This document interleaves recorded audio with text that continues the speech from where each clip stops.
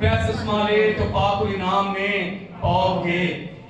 लाजिम है अगर हम चाहते हैं कि हम हर रोज दुआ रबानी कहते हैं मैं वही हूँ, मैं कौन हूँ, मैं वही हूँ।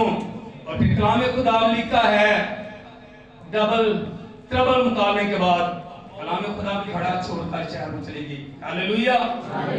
इसकी तफसीर ये है कि ये घड़ा एक बहाना था उसके कामों के लिए जो पहचान से मिलता है। तो मैं उनके लिए कहूंगा फिर उन्हें एक बड़ा अहम काम करना है, उन्हें खुदा पर ईमान रखकर उनके लिए दुआ भी करनी है और उनके लिए नमूना भी बनना है। हम ऐसा करेंगे, बेटियां ऐसा करेंगी, भाई ऐसा करेंगे, यकीन जाने फिर जिंदगियां बदलेंगी, घराने बदलेंगे, खानदान बरकत पाएंगे। हालेलुया। आज ईमान का हुजूर